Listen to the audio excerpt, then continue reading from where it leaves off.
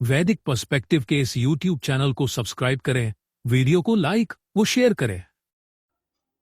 ओम क्व त्रिचक्र त्रिव्रतः रथस्य क्व त्रयः बन्धुरः ये सनीडाः कदा योगः वाजिनः राशुभस्य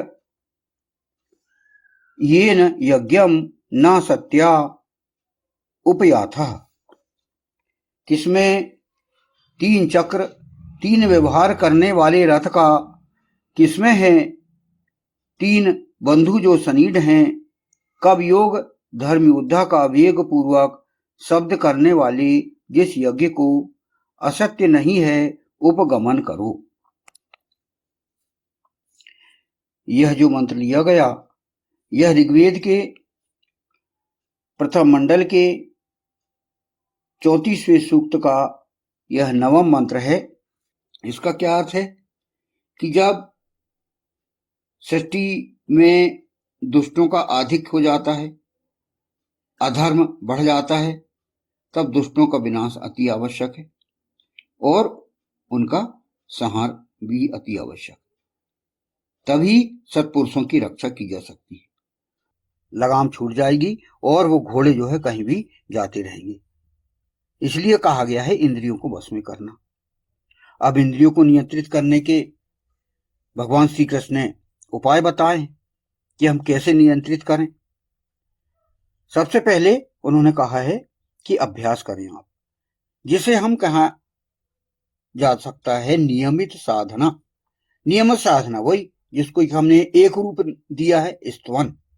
यही व्यवहार हमको शुरू करना है, व्यवहार पद्धति यही प्रारंभ करना है। मन को बार बार सही मार्ग पर लाने का प्रयास अभ्यास कहलाता है। भगवान श्री कृष्ण ने गीता में निरंतर अभ्यास से मन धीरे धीरे स्थिर हो जाता है यह कहा है। अभ्यासेन तु कौन्तेय वैराग्येन च गृह्यते। अभ्यास और वैराग्य से मन को वश में किया जा सकता है। उसी को महर्षि पतंजलि ने योग दर्शन में कहा है कि अभ्यास वैराग्यम तन्निरोधा है। हमारी जो वृत्तियों को निरोध करने के लिए, चित्त वृत्तियों को सही करने के लिए अभ्यास और वैराग्य चाहिए। वैराग्य अर्थात आसक्ति का त्याग। संसार की वस्तुओं और इच्छाओं में अधिक आसक्ति मन को भटकाती। जब मनुष्य वैराग्य अपनाता है तब मन शांत होने लगता है।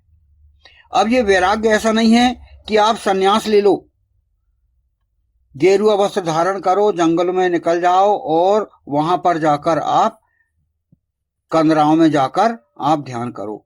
यह नहीं है। यहां बात की जा रही है पुरुष औरत युगल को, नर और नारी को, जो विवाहित हैं, युगल है और अपने जीवन को सुचारू रूप से चलने के लिए वे भोग करना चाहते हैं। तो भोग करने के लिए आपको वैराग्य की जरूरत है। कब है? कौन सी? वैराग्य आपको किससे करना है? जो नियम में कहा गया है, जैसे वेद में कहा गया है, ऋत में कहा गया है कि आप बुरी चीजों को छोड़िए। बुरी चीजों को छोड़ने का वैराग्य करने को कहा गया है। वो है अनैतिक सिद्धांत है, उनको छोड़िए। यह है वैराग्य का अर्थ। तब आपका मन शांत होगा और आप जो है अच्छे सत्कर्म में अपने मन को लगाएंगे। यह है वैराग्य। इंद्रिय संयम भी जरूरी है। इंद्रियों को बिना नियंत्रण के चलाने देना जीवन को भ्रमित कर देता है। आप इंद्रियों को आप अनियंत्रित करके चला के देखो, आपका जीवन भ्रमपूर्ण हो जाएगा, आप भटक जाएंगे। इसीलिए इंद्रियों को आप संयम दीजिए। तो जो व्यक्ति अपनी इंद्रियों को संयम में रखता है वह स्थिर बुद्धि वाला बन जाता है। उसकी बुद्धि स्थिर हो जाती है। फिर आप करिए निष्काम कर्म। निष्काम कर्म के लिए कहा गया है कर्मण्येवाधिकारस्ते मा फलेषु कदाचन। मन को स्थिर करने का सबसे सरल मार्ग भगवान में भक्ति और समर्पण मन मना भव मद भक्तो, अर्थात अपना मन ईश्वर में लगाओ और ईश्वर के भक्त बनो। भक्त जिसको भजन करने के लिए कहा गया, भजन का अर्थ होता है कि आचरण करना, ईश्वर के निर्देश अनुसार आचरण करना। वेद में आपको आचरण करने के लिए कहा है और आपको फॉलोअप करने के लिए आपको आचरण नायक दिए गए हैं। आचरण नायक किन्हें कहा जा सकता है? भगवान विष्णु, भगवान शंकर, भगवान राम, भगवान कृष्ण, ये हैं हमारे आचरणों के नायक। जो हम आचरण करें उनको देख देख के हम आचरण करें, ये बात कही गई है।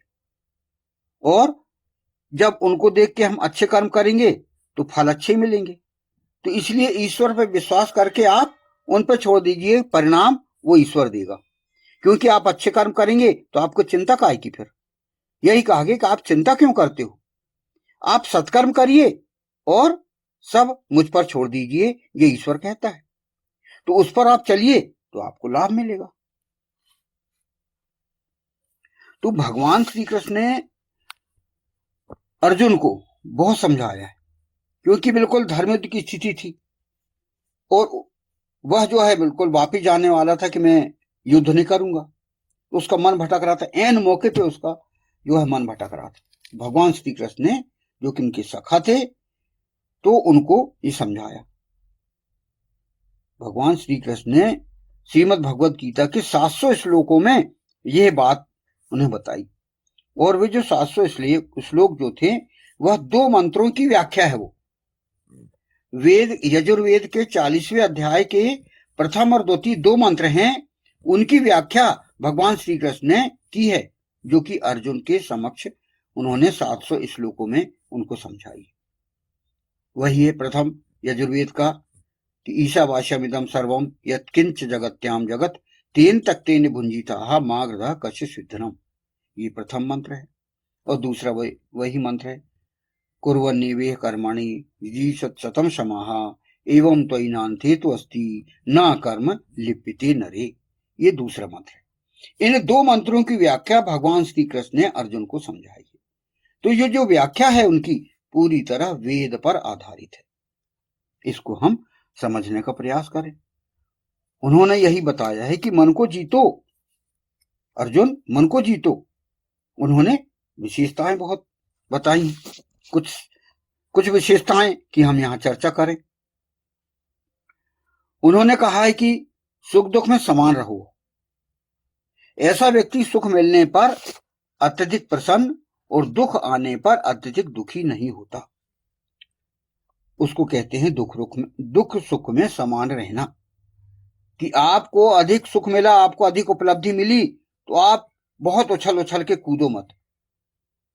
और दुख भी आपको किसी परिस्थिति के कारण दुख आपको मिल गया तो आप बहुत अत्यधिक दुखी मत होइए, क्योंकि सुख और दुख ये जो है अस्थायी है, अस्थायी है ये, और आपको अपने चक्र चलते रहता है। ईश्वर पे आपका यदि विश्वास है तो आपके साथ सुख भी होंगे, धर्म दुख भी होंगे। तो वो दुख आपकी किसी विशेष उसमें परीक्षा भी होती है, इसलिए आप इसमें समान रहिए। इंद्रियों पर नियंत्रण तो ये जरूरी है।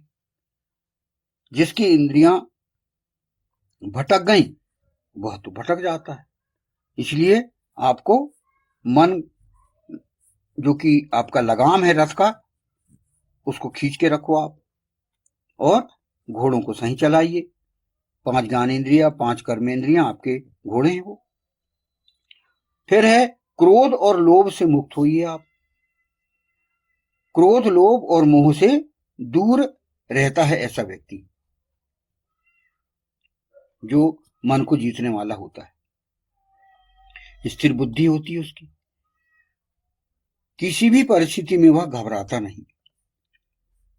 चाहे आपकी बड़ी से बड़ी कोई समस्या आ जाए तो उसमें जो इंद्रियों को वश में करने वाला है वह कभी घबराता नहीं। तो उसकी स्थिर बुद्धि होती है ऐसे व्यक्ति की, जो कि ऐसा व्यक्ति जो कि स्थित प्रज्ञ योगी कहलाता है। जो उसके बारे में हम यहाँ पर चर्चा कर रहे हैं।